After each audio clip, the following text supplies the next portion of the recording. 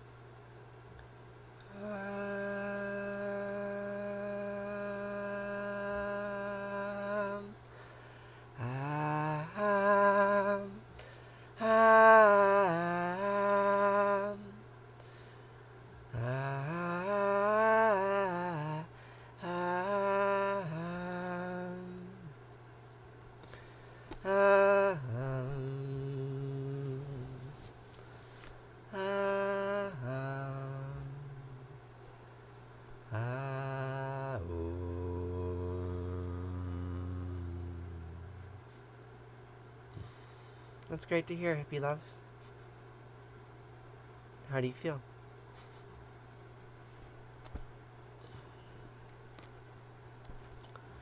So today we're going to say some old words. We'll say some words from the book of Deuteronomy, about 2,500 years old. And then we will read a Mesopotamian myth. It's a bit older than that, maybe 3,000 years old.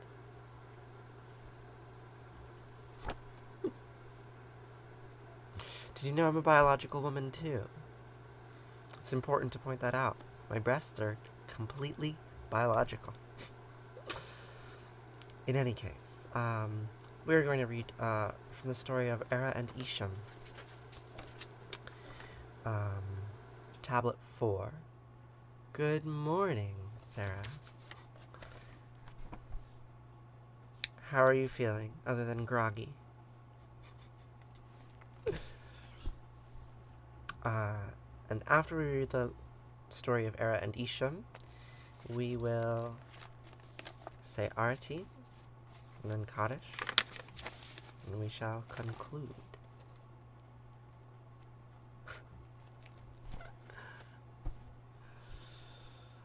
I think if you like, you can know me for the rest of your life, Sarah.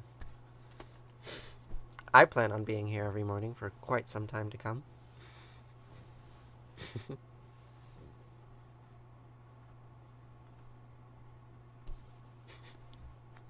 Hippie, I think I've been on HRT for longer than you. My question was, how do you feel about your timeline currently?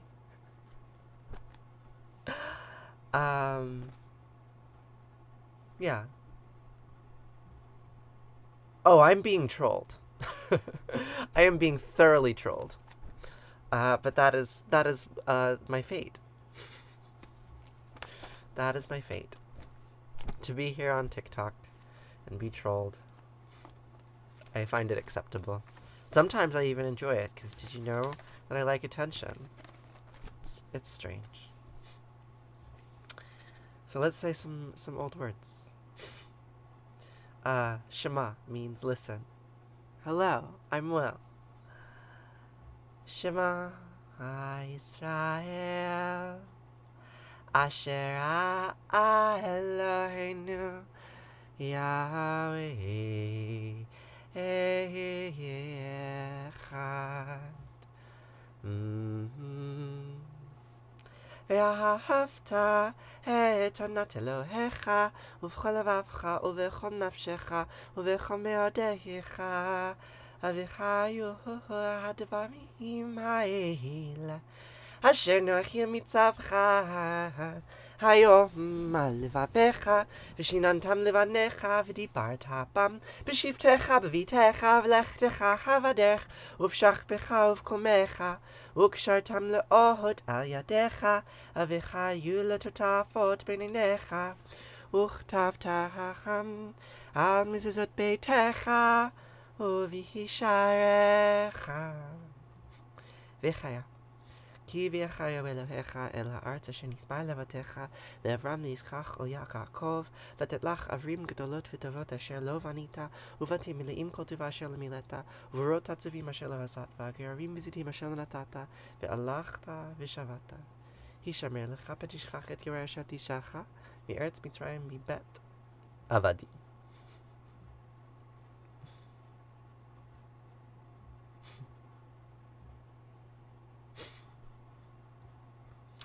Hippie love, who are you talking to? I don't think you're talking to me. Are you a troll or are you not? Hard to know.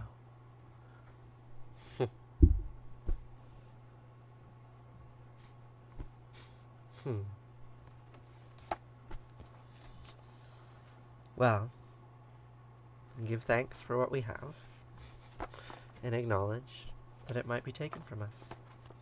So goes the prayer. Shall we read from an old story now? I cannot summarize to you what has happened in this story, other than that there have been a bunch of gods threatening Armageddon.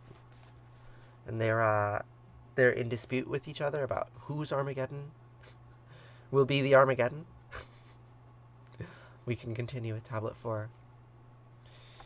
Warlord Era, have you no fear for King Marduk's name?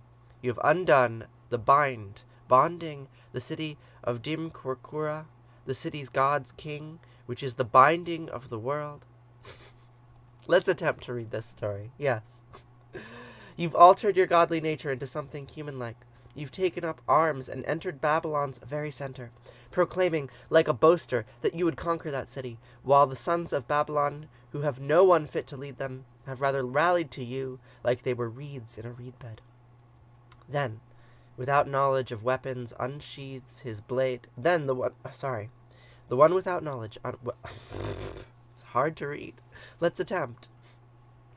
The one without knowledge of weapons unsheathes his blade. The one without knowledge of archery strings sinew to bow. The one without knowledge of war goes on to the battlefield. The one without feathers is taking to the air as though a bird. The man with no muscles is overwhelming the strong man. The one who is laden down in fatness is surpassing the swift. All right, you do that. That's your next arts and crafts project, okay, Sarah? And no small insults are being hurled at the temple warden.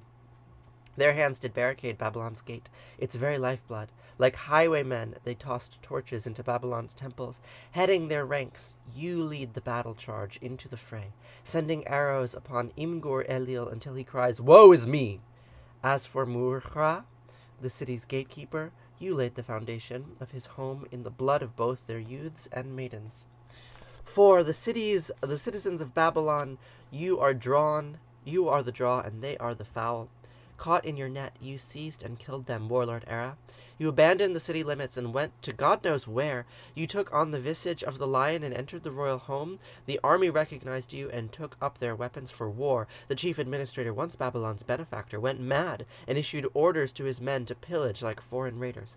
You encouraged the general to commit vile offenses, saying, "I designate you as the one whom I will dispatch into the city, and will show you no consideration for either man or God. Rather, wipe out both old and young without discrimination. No infant will be left alive, even those at their mother's breast. And then you shall plunder all the collected riches of Babylon. Thus, as the king's men, ranked into squads, stormed the city, the bowstring was plucked and the sword blade was poked, you gave arms to the men of peace, a sin to Anu and Dagon, you caused their blood to flow in the central square's gutters, you severed their veins, and the river washes away the blood. The cry of Marduk was heard from his woe-stricken heart. Having left his house, with an incurable curse upon his lips, he pledged to never again go to the river's waters to drink. He will not touch their blood, and stays away from Isagila. It's a story of how, because of war, Marduk eschews the city. It's as well as I can say. I looked up the history of this. What was strange was that, the Wikipedia article talking about this story had a very different plot. So I don't, there's just too many. I'm not a Assyriologist. But the theory was that this was written at a time of political upheaval. Surprise, surprise, right? At a time when there was no king in Babylon and there was war everywhere, and they mythologized it in a funny way. Talking about Babylon, right? So, earlier when we were reading the stories about Inanna, those stories were written during the time of Sargon of Akkad, right? So we're talking 2300 BC. Whereas this, the story of Era and Ishem is 1,000 years later, after the city of Babylon became the central power in southern Mesopotamia, rather than Ur or Uruk. So there's a long, acutely violent, and it's difficult for me to keep track of the time scale of all of this, right? Because the difference between 2400 BC and 1400 BC is 1,000 years, and yet we treat them like they're the same culture, even though 1,000 years ago there was no colonialism in this part of the world. So it's tricky. I'm sorry, I'm trying to fix a camera. I shouldn't be multitasking like this, but I am. Alright, let's put that back the way that it should be.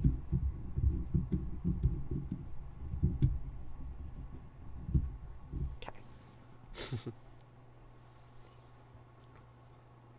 God says, I am the same yesterday, today, and forever. And yet God also evolves. Right? Right? The way that we think about God and their character has changed so much just in the last 100 years. Let alone 1,000 years or 10,000 years. What did people think about God 10,000 years ago? God, I want to know. In any case, now it is time for Arati. The word Arati means flame.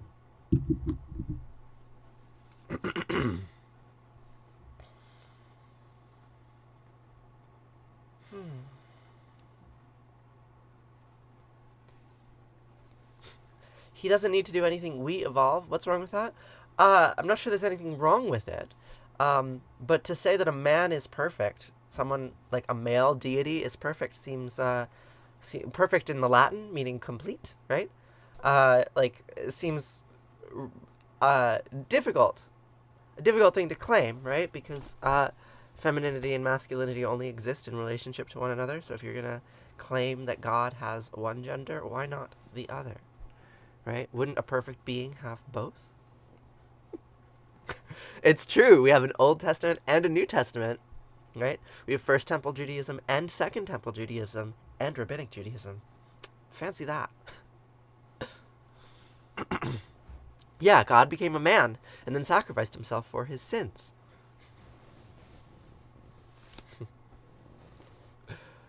Yeah. I am a jealous God, merciful, but jealous. How is that?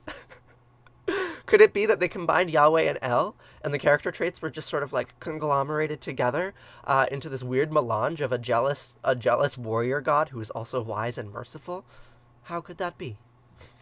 Compassionate, but murderous. What a paradox.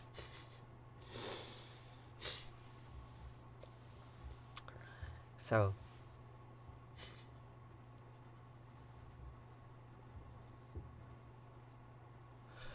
I'm not sure I'm either for Christ or an antichrist. Do I know Christ? Yeah, I do know him. He's my homeboy. He died for my sins. And the question is, what are my sins? Who gets to decide which are my sins and which are just my, I don't know, actions? Which are my virtues? Who gets to define sin? That's the question I want to ask Will. Will was talking about sin. Who gets to define what a sin is? Am I sinful? Good morning, Strick. Nice to see you again.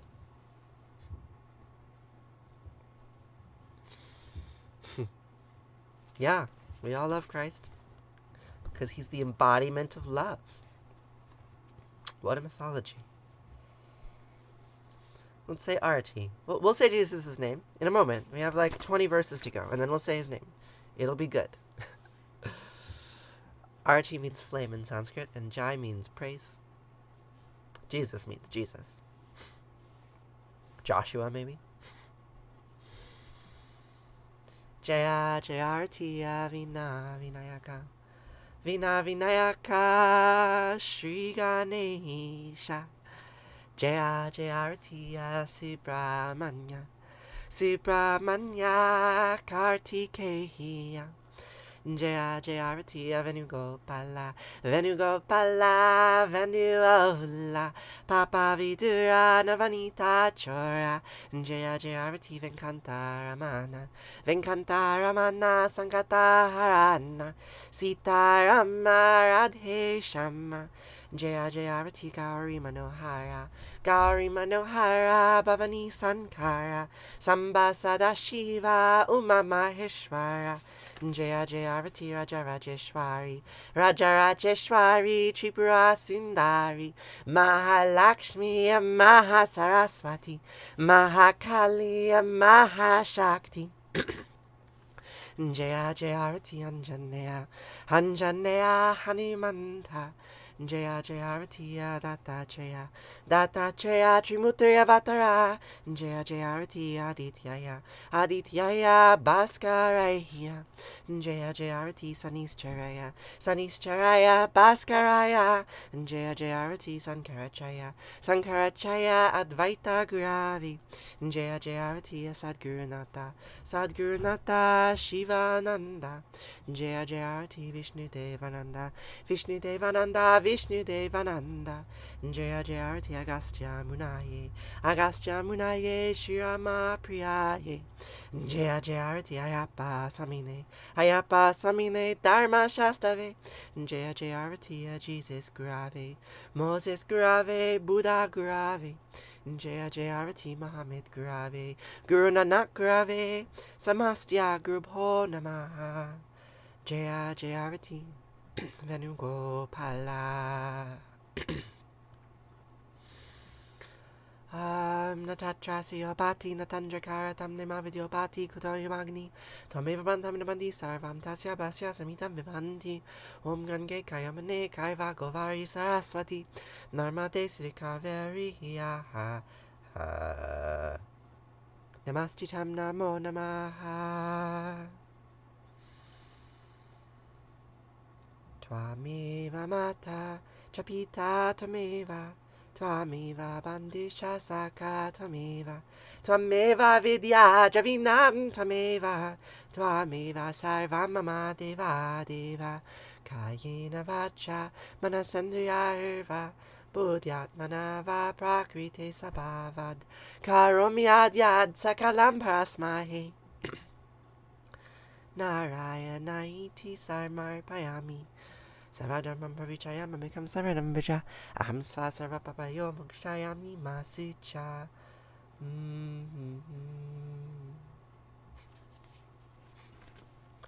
Whatever actions I perform with my body, speech, mind, senses, my nature, my intellect, or my emotions, all these I dedicate to you. To all the trolls who've come to say hello to me today, you get my attention. And my care.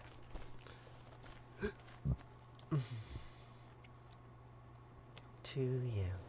To you and you and you. We are all one, and everything is Maya. From the mind we were taken, and from the mind we shall return.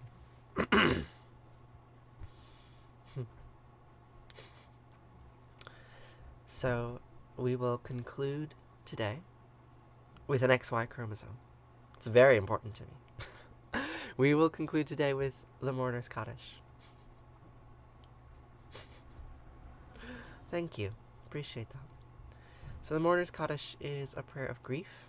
It's a prayer of mourning, where we acknowledge what we have lost. We acknowledge the pain that we live with every day. And we acknowledge it together, because some human experiences can only be truly comprehended collectively, I believe.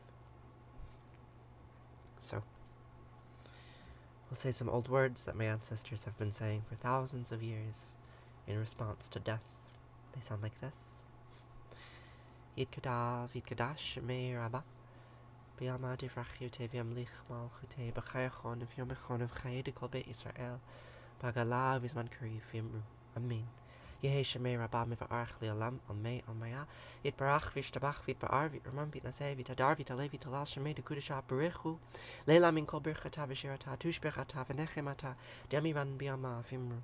Amen. Yehi Shlama Rabba min Shemaya v'chayim aleinu v'yachol Yisrael v'yimru. Amen. Ose shalom b'mramav, huya ase shalom, aleinu v'yachol Yisrael v'yimru. Amen.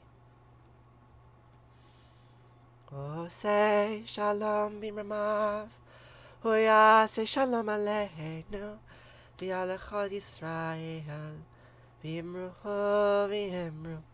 Amen.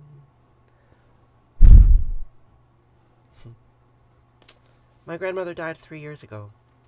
This Kaddish text was given to me at her funeral. So, say Kaddish for her every day. I would love to be a tree one day, you know? When I die, I hope my matter becomes locked up in wood and consumed as fruit. Thank you, Savannah. Yes. People live and then they die. And we say words to remember them, to acknowledge them, and to experience what we can still experience in our bodies right now. What am I doing today? I'm going to be editing an old film of mine, like the coming out video. Kind of a coming out video. I did this interview with Natalie Wynn like 5 years ago, 6 years ago, 5, I don't know. And I made a video about it, and I published it, but then I had to take it down because one of the people that I interviewed revoked their consent. And so now I'm going to re-edit it, and change their voice and blur out their image so that I can publish this video again. And it's going to be really cringy because I'm going to like look at myself in boy mode and edit it for a long time, and it's not going to be pleasant.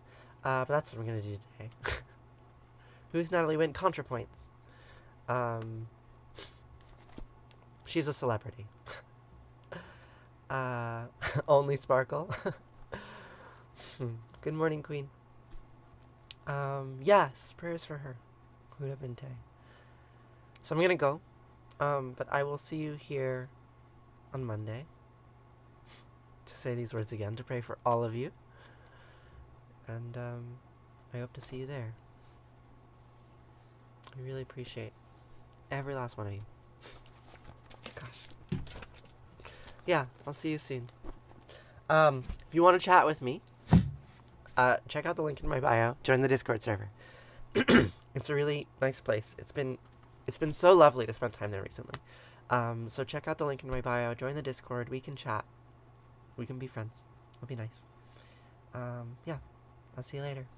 I hope you have a lovely day. Farewell.